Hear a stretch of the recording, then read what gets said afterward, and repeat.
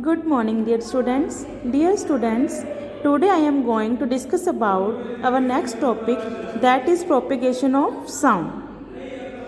Let's start with this topic.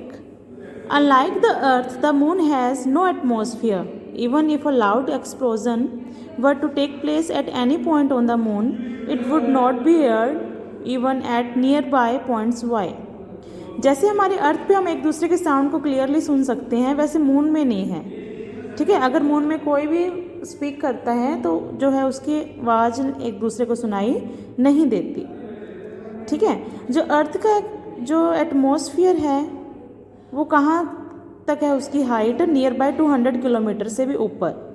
ठीक है, there में भी मैनी एक्सप्लोजन्स एंड नॉइसेस. तो यहाँ पर बहुत सारे एक्सप्लोजन होते रहते हैं, विस्फोट लगा लो, और नॉइसेस बहुत सारी आवाज़ें होती हैं. तो कहाँ होती हैं? Taking place in the outer surface. Outer surface पे होती हैं, but we don't hear them. लेकिन हमें वो सुनाई नहीं देती. जो एटमॉस्फेयर है वो अबव है 200 किलोमीटर पे भी. ठीक है, लेकिन हमें आसपास तो सुनाई दे जाती हैं, बिल्कुल अपर लेवल पे हमें वो सुनाई नहीं देती. वाई, क्यों? इट हैज़ नाउ बिन.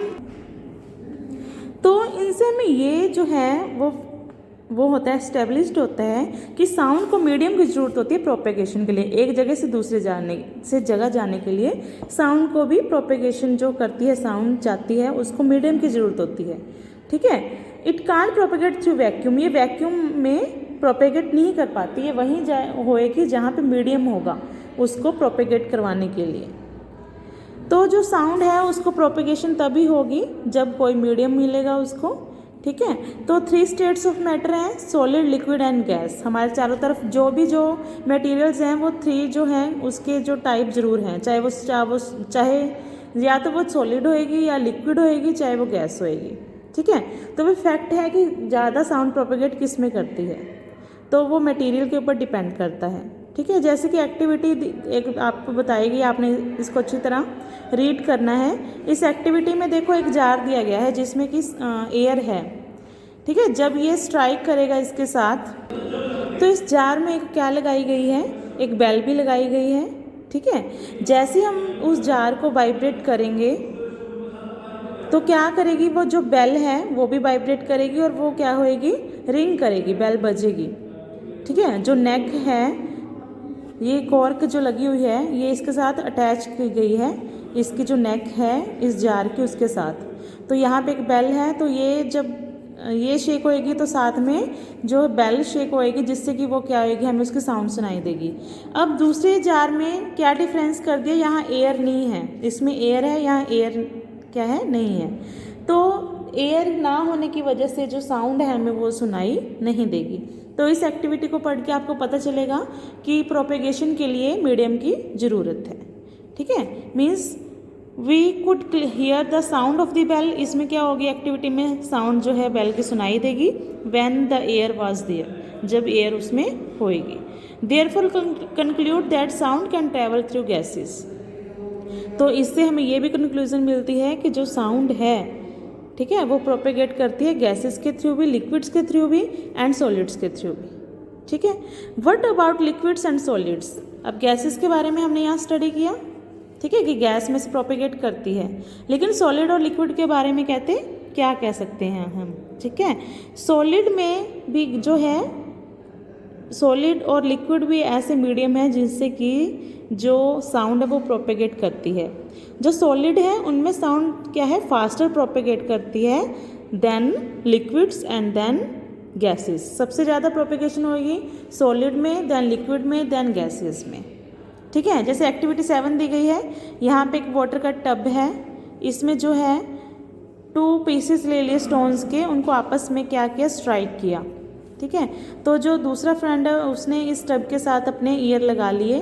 तो जैसे ही उसने स्ट्राइक तो यहाँ किया, लेकिन जो आवाज़ है वो वाटर से होते हुए इसके ईयर्स तक जाएगी, तो वो साउंड जाएगी उसको. मीन्स इससे क्या शो होता है कि जो वाटर है, मतलब लिक्विड में से भी जो साउंड है वो प्रोपेगेट करती है. यहाँ जो मैटर था वो गैस का था, यहाँ था लिक्विड का. अब बात होएगी सॉलिड की. सॉलिड में एक एल्युमिनियम की कोई भी रोड ले ली लंबी. ठीक है, तो एक जो उधर से एक फ्रेंड ने क्या किया, एक रॉड उधर से पकड़ ली एंड दूसरे ने उसका सेकंड एंड पकड़ लिया।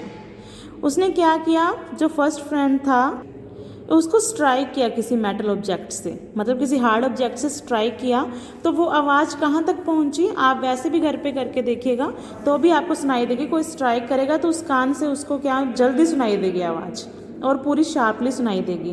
तो इससे क्या पता चलता है कि जो साउंड है वो प्रोपेगेट करती है सॉलिड में सबसे ज़्यादा।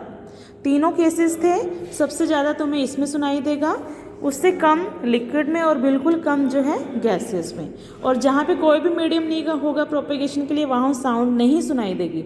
जैसे हमने लास्ट पेज पे किया कि मून पे क्यों नहीं सुनाई देती, या अर्थ के एटमॉस्फेयर जब हम ऊपर जाते जाते तब क्यों नहीं सुनाई देती, क्योंकि वहाँ मीडियम जो है वो नहीं होता प्रोपेगेट करने के लिए साउंड को। साइंटिस्ट ने ये भी मेज़र कर लिया कि स्पीड क्या है साउंड में, एयर की या वाटर में या गैसेस में। ठीक है, ये तीनों में डिफरेंट होती है। साउंड में अलग होती है प्रोपेगेशन, लिक्विड में अलग और गैसेस में अलग। जो पीपल होती हैं जो रेलवे ट्रैक्स के पास रहते हैं उनको पहले ही पता चल जाता है कि ट्रेन आ रही है।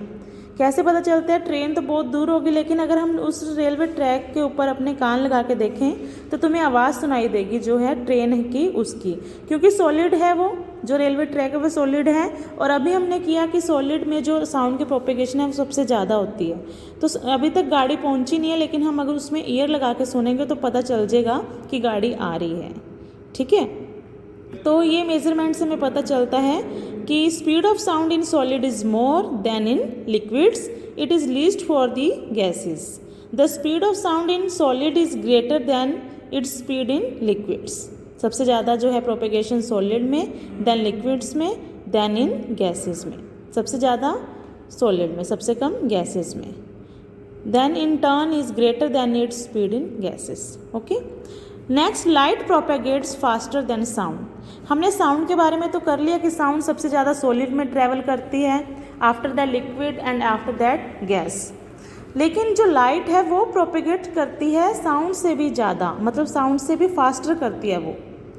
ठीक है, आप सब जब डर जाते हैं ना, जब कोई भी थंडरिंग साउंड्स आती है, कोई भी जब तूफान आता है ना, तो आप थंडरिंग साउंड से फ्लैशेस ऑफ लाइटनिंग आप देखते हैं, उससे आपको एकदम चौंक जाते हो आप, है ना। तो आप ये उसमें नोटिस करते होगे कि आवाज़ तो जो है बाद में आती है, लेकिन जो हम लाइटनिंग जिसको बिजली कह देते हैं वो चमकती पहले है, साउंड बाद में आती है। ऐसा क्यों? क्योंकि जो स्पीड है साउंड की वो कम है लाइट से, लाइट की स्पीड ज़्यादा है साउंड से, तभी साउंड जो है बाद में आती है और लाइट क्या आती है, पहले आती है। ठीक है, both lightning and thunder easily occur together, वो होते दोनों इकट्ठे हैं, लेकिन हमें साउंड की जो है स्पीड कम होने से, लाइट की ज़्यादा होने से लाइट पहले हमें शो होने लग जाती है। The reason for the delay in hearing the thunder, हमें वो थंडर की आवाज़, तूफान की आवाज़ बाद में आती है, क्यों आती है, is due to the difference in the speeds of sound and light, क्योंकि उन दोनों की स्पीड्स में क्या होता है, डिफरेंस होता है। जो मेजरमेंट है स्पीड ऑफ लाइट की एंड साउंड की, वो हमें क्या बताती है कि जो प्रोपेगेशन है बहुत फास्ट होती है लाइट की, किसके कंपैरेटिवली, साउंड के कंपैरेटिवली। जो स्पीड ऑफ साउंड है एयर में वो नियरली 330 मीटर पर सेकेंड है, और जो स्पीड ऑफ लाइट है is as high as 3 lakh kilometre per second. देखो कितना डिफरेंस है ना।